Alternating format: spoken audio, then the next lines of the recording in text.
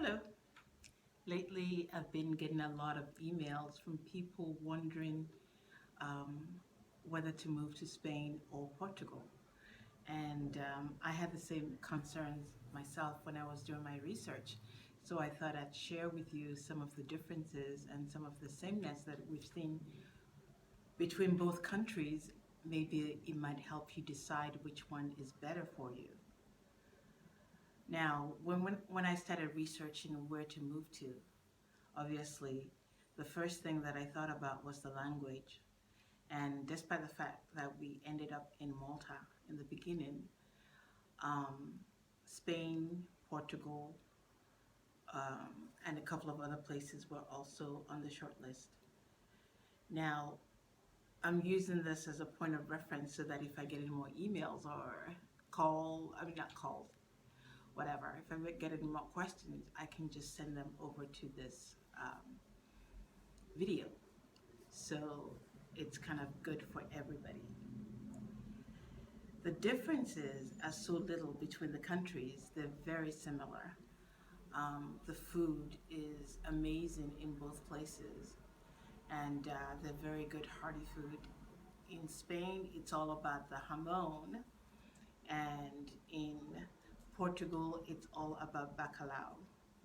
Now, if you're a fish lover, obviously you go to Portugal. If you like ham, you go to Spain. But Spain also have tons of seafood. And, Federico and I love eating seafood, and that's probably like a whole lot of diet is made up of that. So we're more than happy to be here in Spain, in Valencia, where we get so much of it. But I don't think there's much difference. The people in both countries are very friendly, at least from what I've seen and what I've experienced. We've been to three parts of Portugal. We were in Lisbon, we were in the Algarve area, and we were also in Porto in the north. And Porto was my favorite of the three, but they were all nice. Um, the weather between Spain and Portugal is so similar. If you want, the only thing I like about Spain is there are more choices, I guess. There's 17 provinces in the country and over 40 million people living in it. So you can go up north and get the cold, go to Burgos and Bilbao. You can go, you can be in the middle of Madrid, or, you can go down south to Andalusia. You've got the beaches, you've got everything. And it seems like there's more variety. So if you don't like one place, you can always move to the next. As you know, we started off in Malaga thinking we're going to love it, but we didn't, and we ended up moving to Seville and Andalusia, and then we came to Valencia on the Costa Brava. So there is so much choice. And Portugal, of course, you can start off in Lisbon, and if you don't like it, move on to, the Algarve, move on to the center, or move on to the north. You can have a lot of choices also, but it's not as big of a country. Now, one of the biggest things I always hear everybody says that in Portugal, a lot more people speak English, and English is spoken everywhere. I'm not sure I agree with that totally. I think in the tourist areas, English is spoken, and spoken well, and spoken a lot. But of course, that's what they depend on. That's what they make their living off of. So it makes sense that those places would have more speakers that can understand you and communicate with the clients. In Barcelona, a lot of people speak English as well. In Madrid, they speak English. They're very, international. Maybe down south, you may have problems, but I think the same in both countries, whether it's Spain or Portugal. In the tourist areas, you're going to have people that speak English.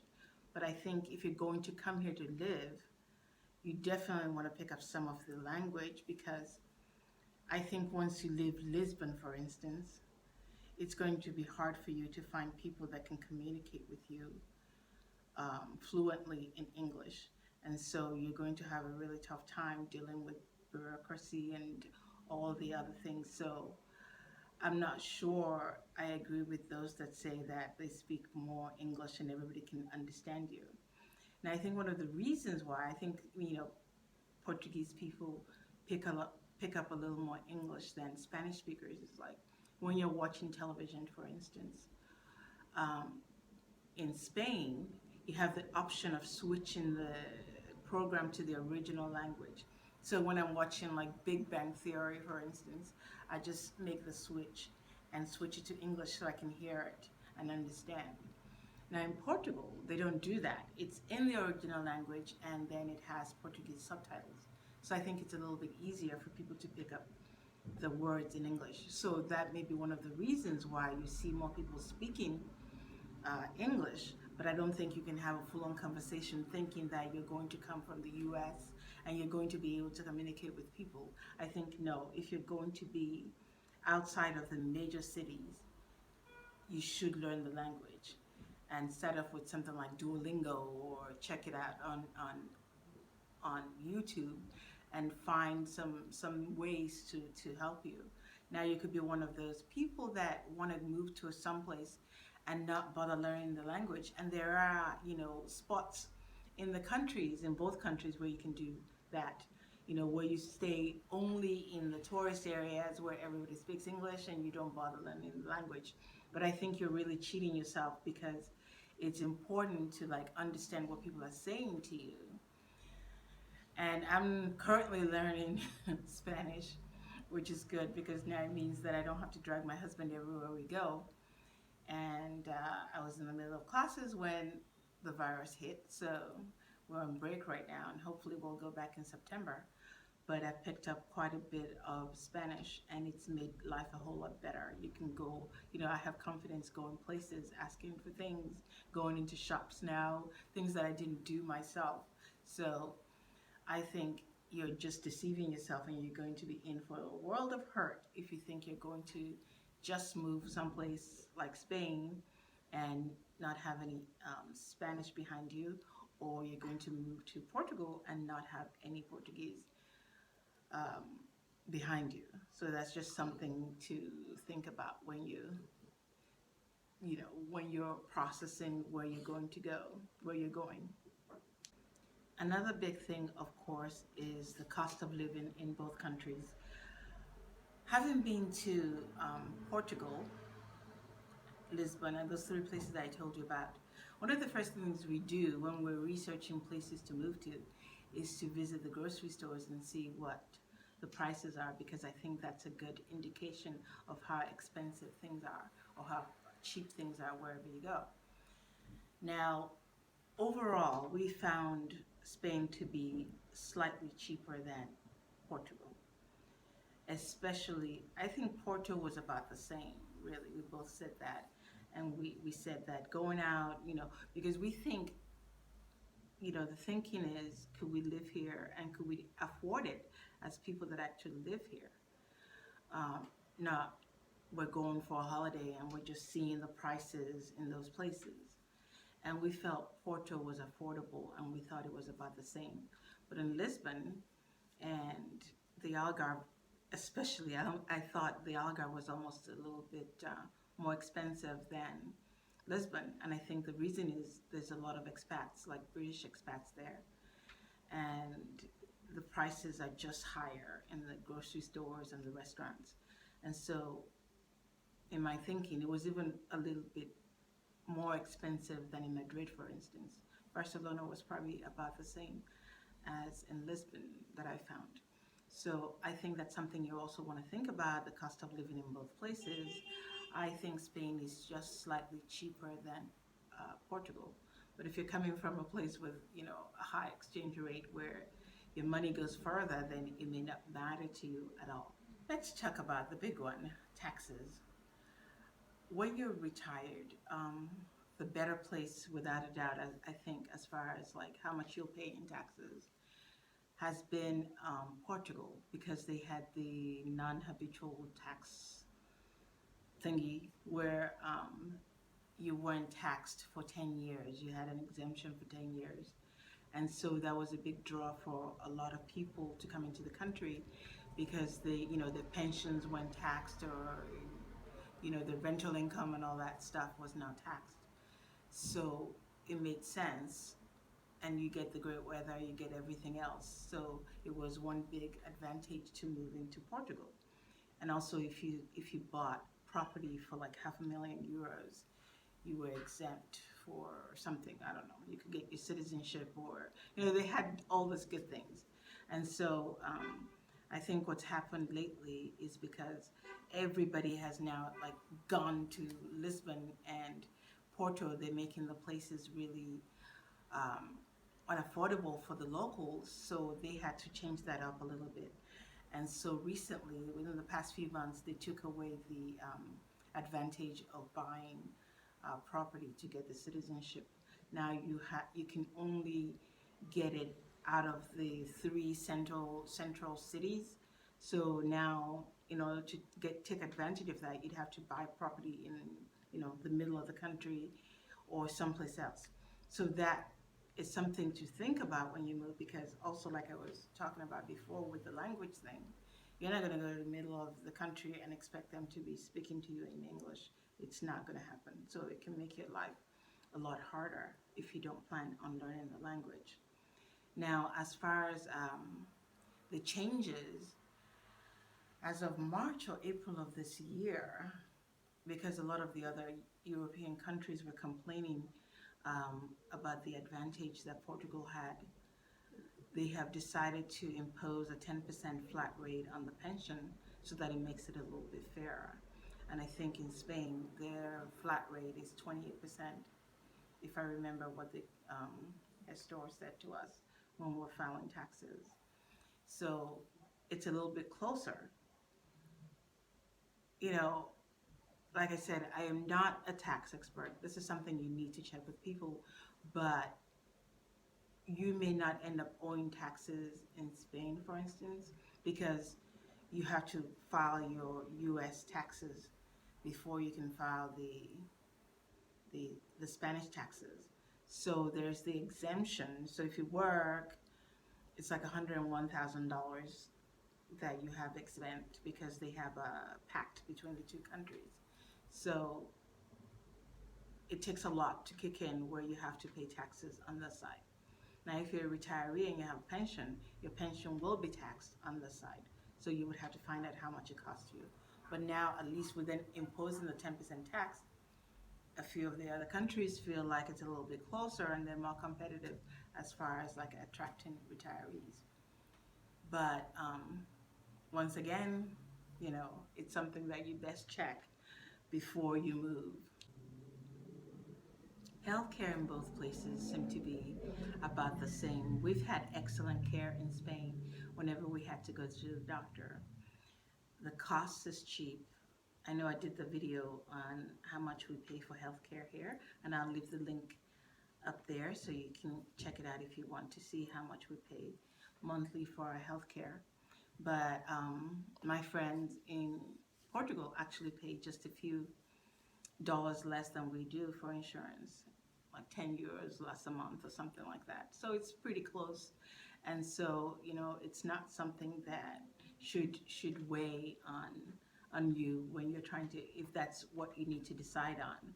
They both, both friends that we have there, one actually had a pacemaker put in the hospital while they were in Portugal. And the care went very well. They didn't speak any Portuguese, but they were able to communicate, and it was a good thing. And so healthcare is very affordable and very good in both countries, so you don't have to worry about that. Crime. In both countries, very little risk of serious bodily harm, like in the crime rate is very low, and neither one of the countries allow guns for regular people. Not to say that people don't get shot or whatever every once in a while, because criminals will always find a way to have guns. But it's something so rare. It's something very rare in both countries. And so the crime rates, they're obviously opportunistic theft everywhere, so you have to be careful. You're in a tram or something, it's great. You don't have to worry too much. Several times I go out alone with my girlfriends and we go for drinks or dinner or something, and I'm coming back and the buses have stopped running or the trains have stopped running, and I'm like, oh, it's only like a mile and a half home, so I'll walk. And this is like at midnight, and there's no problem. I walk home, I'm fine. Uh, he's a lot more worried than I am, but I've never had any problem at all. And I'm talking several times, and sometimes I'm a little buzzed from one or two margaritas too much, but nobody bothers you. And it's just incredible to be able to live someplace where you're not really worried about your safety all the time. And of course, you have to keep your wits about you. That's just no matter where you go. At the end of the day, both countries, Spain and Portugal, are so similar. Um, I don't think you can go wrong picking one over the other. They're both wonderful places to live, to visit. I can't imagine that it is so different. The only thing I can think of is like, if you're going to either country to work, it's going to be really hard for you to make a living because it's just hard to get jobs, especially if you don't speak the language. A lot of people come into Spain teaching teaching English as a second language to Spanish people. The pay is not that great, and unless you're coming in with something that's portable, a portable job that you can do online, it's going to be really hard for you to find a job in either country. The minimum wage in Portugal is like, it was about 600 euros a month, and I think it's slightly over that. And in Spain, it's something around 950 euros a month. So it's not a lot. So I don't think it's enough to count on to to make you have a good life. So if you're coming to either country to work, I don't think it's something to count on as far as getting a job. I think you're better off having a portable job. And if you have a job such as like gambling or something like that, internet related, think of Malta as an alternative because it's a very progressive country as far as that. But Spain and Portugal, it's like having a big apple or a bigger apple, but they kind of weigh the same and they taste the same. So you cannot go wrong. If you're a retiree, obviously this doesn't apply to you as far as, thinking so hard. You're just worried about the tax and that's it, and where you can have a good life. And either one of those places will give you a terrific life. So I think it's just, it's just a matter of preference. It's easy to get around the country in Spain because we have this high-speed trains that take you from city to city, and it's just a wonderful way to move around without even getting on a plane. And you go to the train station, and 2 seconds later you're on the train, and nobody cares. And in Portugal, it's a little bit harder. You have to. There's only one, the slow trains, but you can do it. You can drive around. It's not that big of a country, and so once again, you know, it's like having 3 strawberries on your pancake or 2.5 strawberries on your pancake. It's the same. Es igual, as we say. Es igual. Okay. Thank you for watching this video, and I'll see you on the next one. I hope this has helped clear up some of the differences, and hopefully it'll help you decide which one might be better for you.